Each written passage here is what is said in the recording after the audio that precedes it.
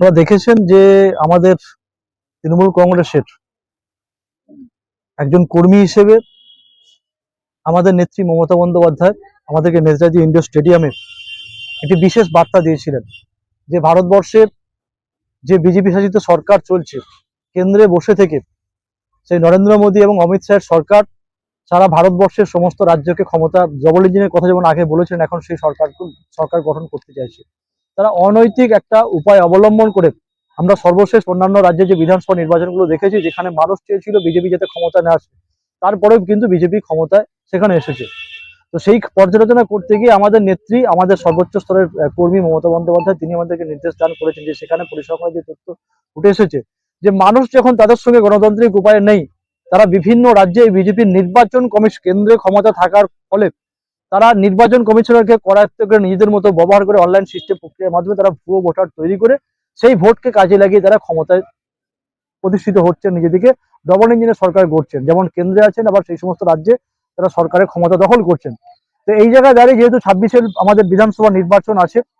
আমরা নিশ্চিত যে আবার চতুর্থবারের জন্য আমাদের মামাঠুরের সরকার প্রতিষ্ঠিত হবে। আমাদের নেত্রী, আমাদের যিনি নিজেকে কর্মী হিসেবে সদা পরিচয় দেন, সেই মমতা বন্দ্যোপাধ্যায় সর্বজন শ্রদ্ধা, তিনি মুখ্যমন্ত্রী হিসেবে চতুর্থবারের জন্য শপথ দেবেন। তো সেই জন্য কর্মী হিসেবে তিনি আমাদের মতো কর্মীদেরকে সেদিন নির্দেশ দান করেছিলেন যে সারা ভারত পশ্চিমবাংলার আমাদের লক্ষ লক্ষ কর্মী আছেন, কিন্তু সমস্ত কর্মীদের তো সেদিন নেতাজি ইন্ডোর স্টেডিয়ামে যাওয়ার সৌভাগ্য হয়নি। একটা প্রোটোকল মেনে সেখানে আমরা কিছু মুষ্টিমেয় মানুষ গিয়েছিলাম আমাদের ব্লকের পক্ষ থেকে। তো তিনি একজন কর্মী হিসেবে আমাদের কর্মীদেরকে নির্দেশ দিয়েছিলেন যে এই ভোটার, অবৈধ ভোটার প্রত্যেকটা বুথে ঢুকিয়ে তারা 26-এ বাংলার ক্ষমতা দখল করার জন্য যে চক্রান্ত করছেন, আমাদের প্রত্যেক কর্মীরা যেন ভোটার লিস্টকে নিয়ে স্কুটিনি করে প্রত্যেক বাড়িতে বাড়িতে গিয়ে মানুষকে যাতে সজাগ করে সচেতন করেন, দেখান মানুষকে যাতে তুলে ধরেন যে তার নাম ঠিকঠাক আছে কিনা, তার পরিবারের যার বৈধ ভোটার তালিকার নাম থেকে তার কারোর নাম বাদ দেওয়া হয়েছে কিনা। কারণ এখানে একটা খেলা আছে, যেহেতু এনআরসি আমাদের নেত্রী মমতা বন্দ্যোপাধ্যায় আটকে দিয়েছিলেন, এরকম ভোটার লিস্ট থেকে অনেকের নাম বাদ দিয়ে আগামী দিন এনআরসির মধ্যে তাদেরকে ভারতবর্ষের নাগরিকত্ব কেড়ে নেওয়ার চক্রান্ত সেটাও চলছে, সেটা মূলত বাঙালিদের উপরে সেই আক্রমণটা বেশি চলছে। সেই গল্পটা যেমন হচ্ছে, তার সঙ্গে বাংলার ক্ষমতা দখল করার জন্য যে ভোটার লিস্টকে কার্যকরী করে যে চক্রান্ত চলছে, সেটা আমাদের নেত্রী, যেটা তিনি বলেছিলেন যেদিন তিনি অভিযোগটা করেছিলেন, সেদিন ভারতবর্ষের বিজেপি তো তারা তো অপপ্রচার করবেনি যে আমাদের নেত্রী নাকি ভুলভাল বকছেন, কিন্তু আমরা দেখেছি যে নির্বাচন কমিশন তারা মাথা পেতে স্বীকার করে নিয়েছেন যে হ্যাঁ ভুল হয়েছে। তারা নাকি স্বীকার করছেন যে তাদের অজ্ঞতাসারে হয়েছে, বিভিন্ন রকম টেকনিক্যাল কথা বলছেন, কিন্তু আমরা জানি যে বিজেপি যেহেতু সেন্ট্রালে ক্ষমতায় আছে, তারা সেন্ট্রালের ক্ষমতা থেকে এই কাজটা করেছেন। তো সেই জন্য 26-এ বিধানসভা নির্বাচন আছে হাতে, এখনো একটা বছর সময় আছে, অর্থাৎ এই 2025-এ 25 তারিখ আমরা যে ভোটার তালিকা পেয়েছি, আবার 2026-এর 25 তারিখে হয়তো সেই তালিকা প্রকাশ হবে কিনা আমরা বুঝতে পারছি না। তাহলে আমরা ধরে নিচ্ছি এই তালিকাটা নাকি সর্বশেষ প্রকাশিত ভোটার তালিকা প্রত্যেকটা সংসদের জন্য ভারতবর্ষ নির্বাচন কমিশন দ্বারা। তাই আমরা এই ভোটার তালিকা নিয়ে প্রত্যেকটা বাড়িতে বাড়িতে আমাদের কর্মীদেরকে নির্দেশ দিলাম তারা সার্ভে করবে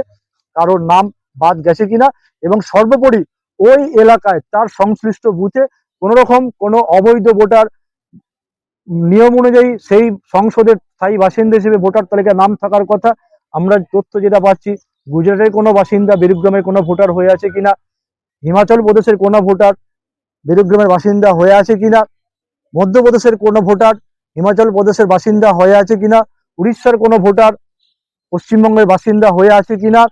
বিহারের কোনো ভোটার বেরুগ্রামের বাসিন্দা হয়ে আছে কিনা,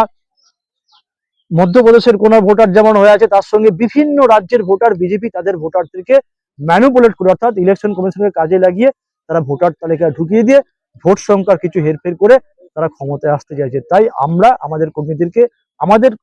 সর্বোচ্চ কর্মী মমতা বন্দ্যোপাধ্যায়ের নির্দেশটা আমরা বার্তাবাহ হিসেবে আজকে বেরুগ্রাম অঞ্চলের সমস্ত বুথের কর্মীদের সে বার্তাটা পৌঁছে দিলাম। আগামীকাল তারা